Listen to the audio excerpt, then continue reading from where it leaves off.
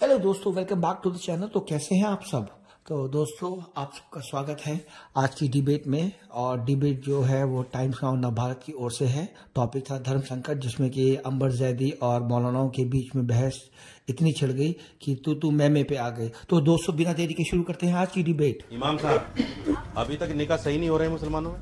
नहीं, मतलब ये रजिस्टर होने की बात हो रही है, निकाह की बात अभी तक निकाह सही नहीं हो रहे हैं क्या? नहीं, निकाह की बात रजिस्टर होने की हो रही है। अभी तक निकाह अगर जो रजिस्टर अभी काजी के पास है, लेकिन अगर सही हो रहे हैं नहीं हो रहे हैं? यकीनन सब सही हो रहे हैं। तो फिर रजिस्ट्रेशन का क्या मतलब? रजिस्ट्रेशन क्यों नहीं होना चाहिए? मतलब? नहीं, क्यों नहीं होना चाहिए? मतलब बता दीजिए। नहीं, मतलब मैं आपसे पूछ रहा हूँ क्यों नहीं होना चाहिए? क्या मतलब है उसका? क्या क्यों नहीं होना चाहिए? मतलब सुनिए, मैं बताता हूँ। नहीं, होना क्यों नहीं चाहिए भैया? मत बोला करो यार। पहले देखिए, चाहती कि उनकी शादी मतलब रजिस्टर्ड ना हो शादी। मुझे बोलने नहीं, आप ये बोलिए क्या गलत तरीका है? फिर मैं बोलने नहीं दूंगा। नहीं, ये सारी शुरुआत आपने की है। आप बोल नहीं पाओगे तो मैं भी साथ कर सकती हूँ। नहीं, आप गलत चीजें क्यों बोल रहे हो कि निकाह गलत हो रहा है? निकाह अलग है, शादी का रजिस्ट्रेशन अलग है। शादी सब अपने रीति रिवाज के हिसाब से करते हैं। ऑडियंस भी इसमें कुछ कहना चाह रही है आप लोगों से? पूछिए ना महिलाओं से। महिलाओं की बात भी यही करेंगे, पुरुषों की भी बात यही करेंगे, इमाम की भी बात यही करेंगे। मेरी बारी भी आने दीजिए प्लीज, मैं भी हूँ यहाँ पर। मैं अल्हम्दुलिल्लाह मुस्लिम हूँ। मेरा इस्लामिक माइंड सेट है, अल्हम्दुलिल्लाह माइंड सेट है मेरा। एक सेकंड, इस्लामिक माइंड सेट है मेरा, है और रहेगा, बिल्कुल रहेगा। आपके अलावा 3 गेस्ट हैं। अरे भाई, तीनों से करा लो ना, करा लो ना।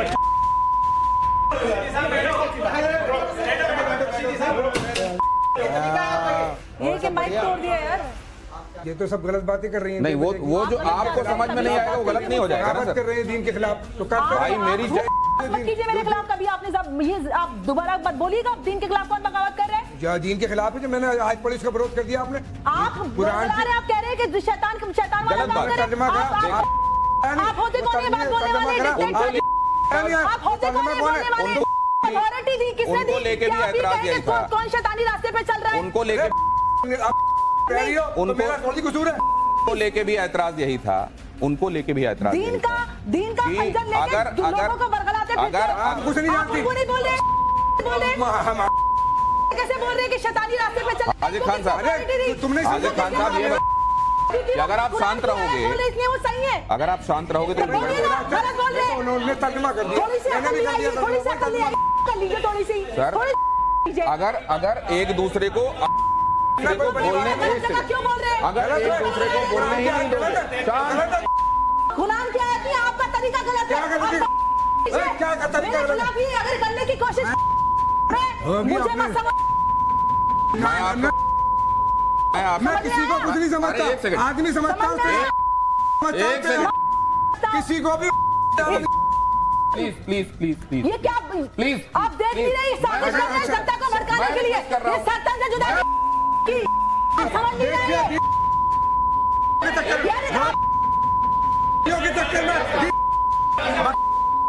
पूरी दुनिया को बर्बाद कर रही है। तो ये कर क्या रहे हैं? एक सेकंड, ना नमाज पढ़ा, ना रोजा की, ना किसी चीज की कर रही है। ये एक सेकंड बात करने का दीन के खिलाफ कर रही है। तेरे उड़ेंगे, अगर ना उड़ा तो मेरे मुझ के बात एक सेकंड खुद जो वक्त के मतलब ये रजिस्टर होने की बात हो रही है, निकाह की बात अभी तक निकाह सही नहीं हो रहे हैं क्या? नहीं, तू है कौन रे?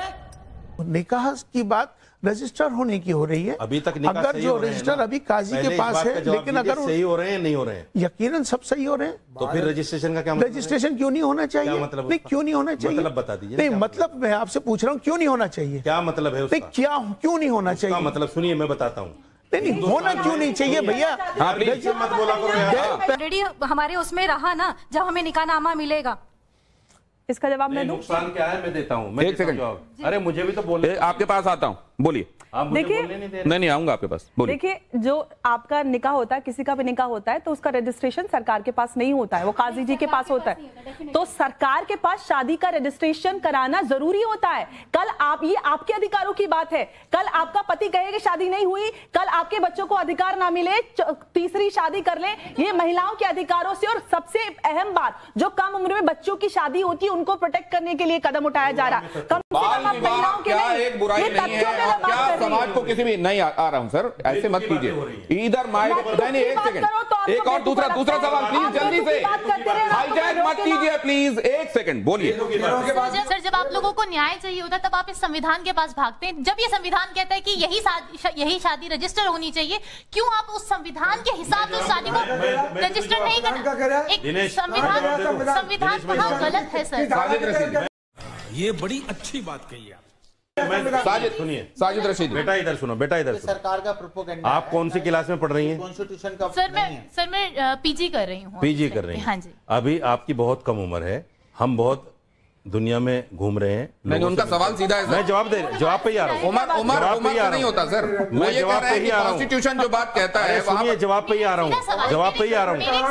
कॉन्स्टिट्यूशन सुनिए, सर प्लीज सर, अरे मैं बता रहा हूँ ना, सुन तो लीजिए। एक क्वेश्चन सुन लीजिए, मेरा सीधा सा सवाल है, मेरा सवाल है कि रजिस्ट्रेशन के आप बोल रहे रजिस्ट्रेशन नहीं होना चाहिए, उसमें क्या ऐसा नुकसान हो रहा है जो आपकी मैं बता रहा हूँ। देखिए, नुकसान नहीं, केवल एक दर्ज ही तो हो रहा है ना। अच्छा मैं सुन तो लीजिए, सवाल हो गया आपका, सुनिए मैं बता रहा हूँ। देखिए, अभी CNRC पे बात आई, मैं लेके चल रहा हूँ उसी को। 28 लोगों को अभी जेल में डाला है 5 दिन पहले। किसी की माँ है उसमें, किसी का बाप है, किसी का भाई है। एक घर में जब 5 लोग हैं तो 2 आदमी विदेशी कैसे हो सकते हैं? ये होता है गलत काम। रजिस्ट्रेशन के नाम पर भी जो गलत काम होगा, यहां 60% इनलिटरेसी है इस देश के अंदर, 60%। समझ रहे हैं आप उस बात को? जो इनलिटरेट लोग हैं, जिनको ये पता नहीं रजिस्ट्रेशन कहां होगा, कैसे होगा, मतलब साजिद रशीदी साहब गलत कह रहे हैं बहकाया जाएगा, बीवी बदल दी जाएगी, होगा उनका गलत इस्तेमाल होगा। रजिस्टर हो गया, पे कौन चल रहा है? बाद में हो सकता है बीवी बदल जाए, आप ये कह रहे हैं?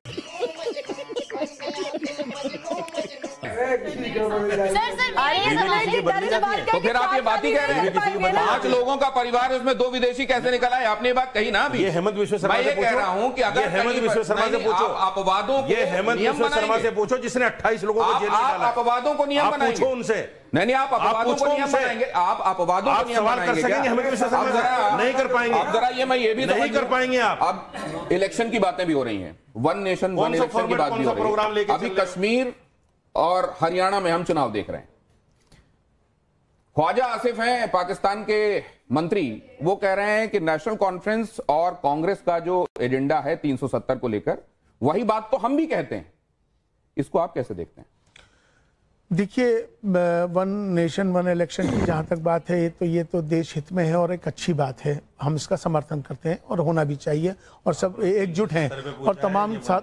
जहां तक 370 की बात है, मैं आपको बताऊं कि अभी मैं जब 370 आर्टिकल से पहले जब मैं कश्मीर गया था, वहाँ के हालात और अभी जब आर्टिकल 370 हटने के बाद के जो हालात, ज़मीन आसमान का फ़र्क है। आज जो वहाँ तरक्की मिली, वहाँ के जो लोग हैं, जो वहाँ के लोगों ने मुझे जो बताया, वहाँ के लोगों ने जो खुशहाली बताई, वहाँ कारोबार लोगों के बढ़ गए, वहाँ लोगों के कारोबार बढ़ गए, टूरिज्म बढ़ गया, वहाँ के इतना अच्छा डेवलपमेंट हो गया, तो लोग वहाँ के खुश हैं। आपके देखिए, आपके बोलने से नहीं होने, नहीं मैं ये जानना चाह रहा हूं सर, हमारा वहाँ की आवाम, सर आप मुझसे मुखातिब रहिए। क्या कांग्रेस और नेशनल कॉन्फ्रेंस जो जुबान बोल रहे हैं वो पाकिस्तान की जुबान है? मैं ये जानना चाहता हूं। बिल्कुल पाकिस्तान की जुबान है और देश विरोधी जुबान है, ये नहीं होनी चाहिए। एक देखिए, जब ये देश हित में 370 हटा, देश हित में, हम उसे देश हित में मानते हैं। जो देश हित में जो फैसला होता है उसमें सबके साथ खड़ा होना चाहिए। बात उधर से कही जा रही है जी।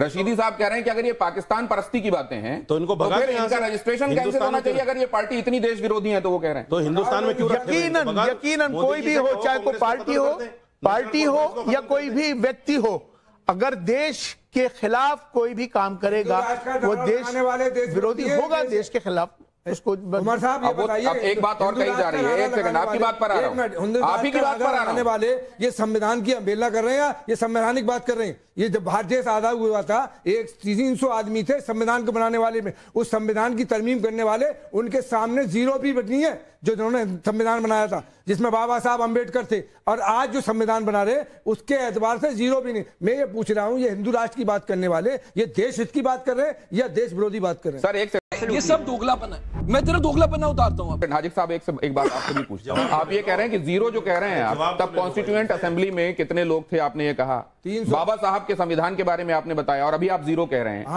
अमेंडमेंट्स को लेकर आपका नजरिया क्या है? मसला ऐसे नहीं थे कि 46 को 86 मैं आपसे जानना चाह रहा हूँ कि क्या अमेंडमेंट को आप मानते नहीं मानते हैं?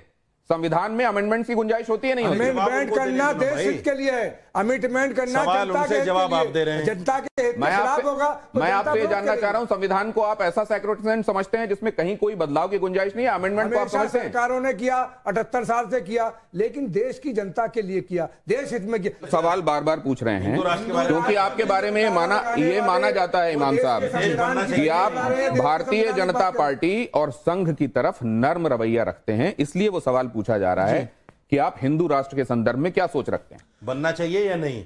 यस या नो?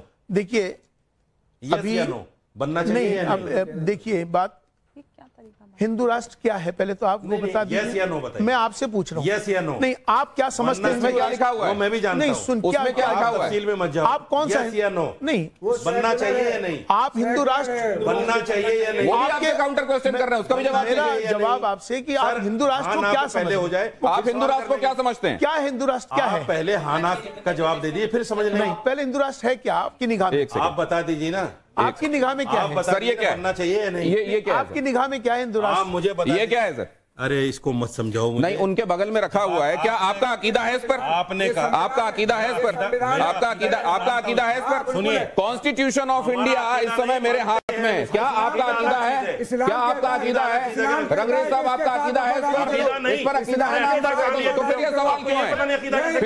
फिर ये अगर ये हमारे लिए सुप्रीम बुक है तो क्या इस पर हमको भरोसा रखना चाहिए? पूरा रखना चाहिए। तो फिर हिंदू राष्ट्र के संदर्भ में इस सवाल को आप कैसे लेते हैं? खिलाफ जो बात करने वाले हिंदू राष्ट्र को लेकर इस संविधान की किताब की रोशनी में ये बात कैसे कही जाती है? सेकंड, आपके पास आऊंगा तो अपनी बात कहिएगा। एक सेकंड रुकिए, बताइए आपका अकीदा है इस पर? मेरी तरफ देखिए और बताइए। पूरा अकीदा है मेरा इस पर, और भारत के हर व्यक्ति का अकीदा है इस पर। अकीदा है क्या आपका इसके ऊपर? पूरा अकीदा है, पूरे भारत के हर व्यक्ति का। ये कॉन्स्टिट्यूशन है भारत का, कुरान पे है, अल्लाह के रसूल, हमारा भारत का कॉन्स्टिट्यूशन। अकीदा और किसी चीज पे नहीं हो सकता। कौन है ये लोग? कहां से आते हैं? अकीदा हमारा अकीदा क्या है? मजहब हमारा इस पर हर भारतीय कॉन्स्टिट्यूशन से जुड़ा हुआ है। देखिए दिनेश जी, ये अहम पॉइंट्स पे, अहम मुद्दों पे बात करने के बजाय देखिए शोर मचा रहे हैं, इस तरह से कोई बात नहीं कर सकता। देखिए कितने बढ़िया से डिबेट होने दे रहे हैं।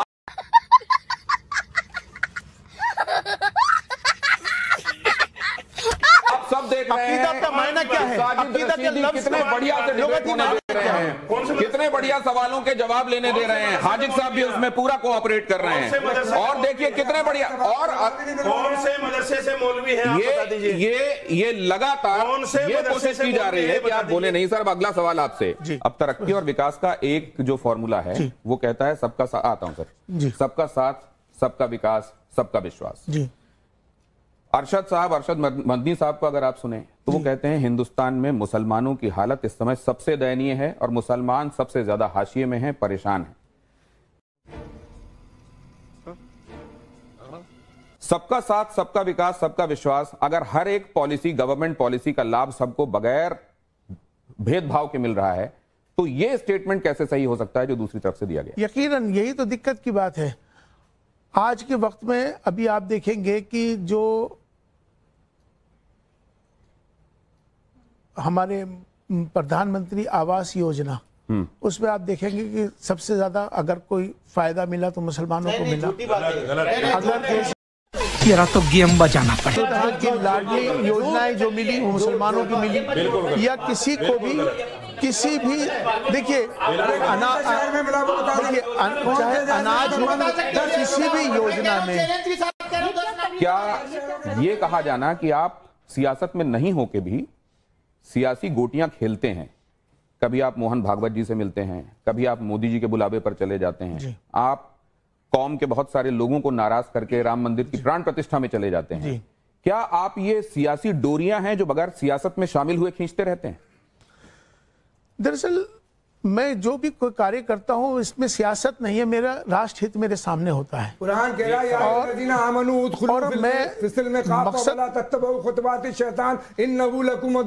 मैं ईमान वालों इस्लाम में पूरी तरह दाखिल हो जाओ, शैतान तुम्हारा खुला हुआ दुश्मन है, इसके कदम ब कदम न चलो। कैसे कैसे लोग रहते हैं यार यहाँ पर, साला तुमको पागल कुत्ते का गाड़ी उठा के ले जाएगा बता रहे हैं हम। और ये अगर शैतान के कदम पर कदम चल रहे तो इनकी जवाबदेही होगी हमारी। शैतान कौन है? शैतान किस पर शैतान की बात कहते हैं? शैतान की बात कर रहे हैं? अगर देश की बात करो तो शैतान कह रहा है इस्लाम ये फंस गया सीएम की बात करो। अभी नाम तो क्या कह रहे हैं? मैंने उसका तर्जुमा भी बता दिया तब भी नहीं समझ रहे। देश की बात की तो इन्होंने कहा शैतान खुला घूम रहा है। नहीं आप गलत कह रहे हैं। कुरान ये कह रहा है ए ईमान वालों इस्लाम में पूरी तरह दाखिल हो जाओ। वो कह रहे हैं शैतान कौन है? मैं कह रहा हूँ पूरी बात तो सुनो। प्राण प्रतिष्ठा का मतलब ये होता है हजरत, मूर्ति में जान डालना, प्राण प्रतिष्ठा इसको कहते हैं। मेरा अकीदा ये है, हर मुसलमान का अकीदा ये है कि अल्लाह के अलावा जान लेने वाला जान देने वाला कोई नहीं। और अच्छा हमको सिखा दिया है। आप उसमें प्रोग्राम में चले गए तो ये ईमान के खिलाफ नहीं, इस्लाम के अकीदे के खिलाफ नहीं, ये आपके प्राण प्रतिष्ठा में ये पूजा नहीं थी उनकी, ये आपके खिलाफ है, इस्लाम के खिलाफ नहीं है। ये आपके खिलाफ है, इस्लाम के आपके खिलाफ नहीं है। आपके खिलाफ नहीं है, आपके खिलाफ नहीं है क्या? नहीं है। प्राण प्रतिष्ठा आप कर सकते हो मूर्ति में? अब उनका जवाब एक सेकंड आप अब ये जो इन्होंने सवाल पूछा इमाम साहब, एक सेकंड, इन्होंने कहा हिम्मत है प्राण प्रतिष्ठा की? इस्लाम के हिसाब से बुत में जान डालना, प्रतिमा में जान डालना, ये इस्लाम के हिसाब से सही नहीं है और आप वहां गए। बिल्कुल। क्या इसीलिए कुफ्र का फतवा आपके लिए जारी हुआ? यकीनन ऐसे नहीं तो ये क्या ये कुफ्र है? नहीं, मुझे एक बात समझने दीजिए, एक सेकंड कुफ्र से भी आगे बढ़ के। अच्छा ये अभी बताता है भाई, अभी बताता है, अभी तूने गाड़ी में उंगली किया ना, अभी बताता है। कुफ्र से भी आगे बढ़कर अगर ये शिर्क है, अगर ये आगे बढ़ के अगर ये कुफ्र से भी आगे बढ़कर शिर्क है तो अंबर जैदी, क्या रशीदी साहब की निगाह में हर एक वो आदमी जो भगवान की मूर्ति रखकर पूजा करता है वो तो गुनाह करने वाला आदमी हो गया? एब्सोल्युटली। तो हर एक वो आदमी इनकी निगाह में काफिर हो गया? बिल्कुल। तो क्या इनका कहना यह है कि हर एक वो आदमी मजहब के हिसाब से सजा का हकदार हो गया? बिल्कुल। क्या उसी तरह के लोगों के लिए कहा जाता है कि इनको जीने का अधिकार नहीं है? अरे ये इस्लामी हुकूमत है क्या जो सजा दोगे आप? ये इस्लामी हुकूमत है। तो फिर आप ये बताइए, अगर ये इस्लामी हुकूमत नहीं है तो ये पढ़े लिखे लोग नहीं है और आप पढ़े लिखे लोग हैं। बात को घुमाइए, दोनों बातें कैसे घुमाइए? इमाम साहब ये दोनों बातें ये चूंकि इमाम है, आपने जिम्मेदारी बनती है जवाब देना। ये दोनों बातें इमाम है, इमाम होने के नाते जिम्मेदारी है इनकी जवाब देना। क्या बात कर रहे हैं? बोल चुके, जिम्मेदारी है इनकी जवाब देना। और ये एक भी बात का तसल्ली बख्श जवाब नहीं दे पाए। ये दोनों बातें कैसे हो सकती हैं इमाम साहब कि आपने जो किया ना दुनिया की जानकारी, आपने जो किया वो गुनाह भी हो गया, लेकिन यहाँ शरीयत के हिसाब से तो चीजें चल नहीं रही हैं, इसलिए सजा कैसे मिलेगी? ये दोनों बातें समझाइए जरा। देखिए ये मेरे और ईश्वर के अल्लाह के मामलात हैं कि मैंने क्या किया, मैं क्यों गया। आपका जाहिर, आपने जाहिर क्या देखा कि जाने पे जाहिर, एक आदमी जाहिर में बुतों की पूजा कर रहा है तो उस पे फतवा आपने देखा साले का खोपड़ी तोड़ साले का पूजा करते देखा, दिल को नहीं माना जाएगा। आप बुत के सामने बैठ के कहो मैं तो अल्लाह अल्लाह कर रहा हूँ, कोई नहीं मानेगा। आप बोलिए सर, आप बोलिए, हम सुन रहे हैं, आप बोलते मानेगा। आप बोलिए सर, बोलिए। कोई नहीं मानेगा। नहीं, आप बोलिए सर, बोलिए और बोलिए। कुफ्र फतवा जो लगता है वो जाहिर पे लगता है, जाहिर पे। नहीं आप चूंकि प्राण प्रतिष्ठा के प्रोग्राम में गए, ठीक है, सबने देखा, ठीक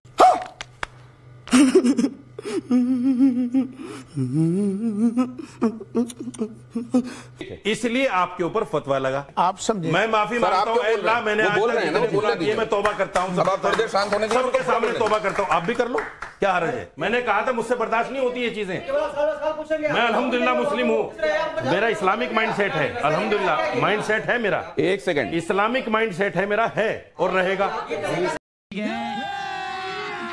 अभी मजा आएगा ना भिड़ो। बिल्कुल रहेगा। आपके अलावा 3 गेस्ट हैं। अरे भाई तीनों से करा लो ना, करा लो ना। बाप को भेज, तेरे बस की बात नहीं।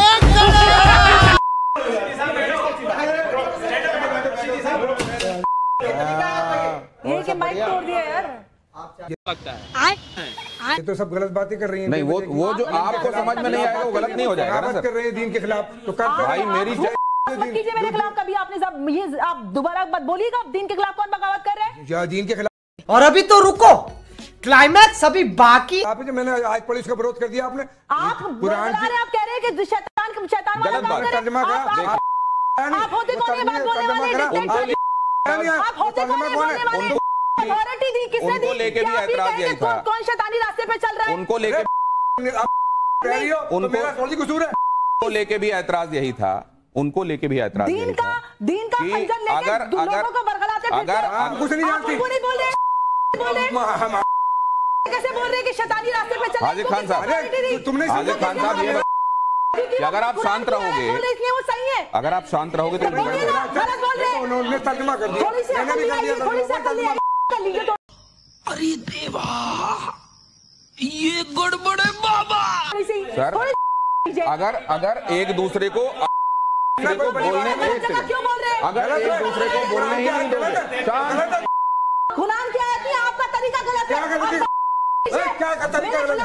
अगर करने की कोशिश मुझे मत समझ। मैं किसी को कुछ नहीं समझता, आदमी समझ। ये सब क्या देखना पड़ रहा है? अच्छा है मैं अंधा हूँ। किसी को भी प्लीज ये क्या प्लीज आप देख नहीं रहे? साजिश कर रहे हैं सत्ता को भड़काने के लिए। ये सत्ता से जुदा समझ नहीं रहे।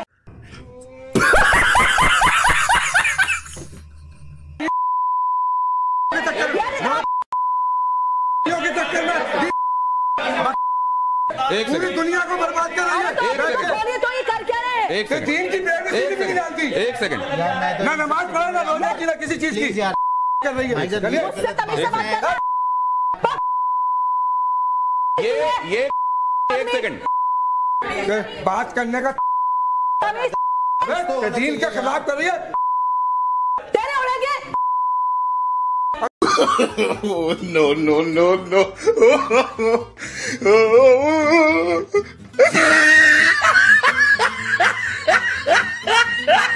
ना उड़ा तो मेरे मुझ के बात एक सेकंड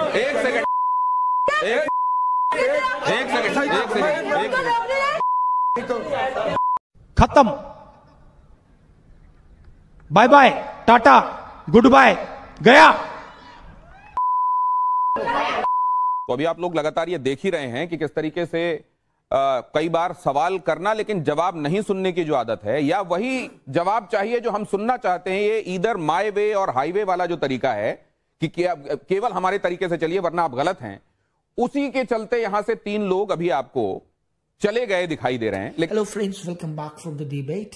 एंड अगर ये वीडियो पसंद आई तो प्लीज जल्दी से जाए like, comment and do subscribe to the channel if you have not done so. And of course Diwali की ढेरों ढेरों शुभकामनाएं। आशा करता हूं कि माँ लक्ष्मी आपके घरों में धन, दौलत, खुशियां बरसाए। Bye bye.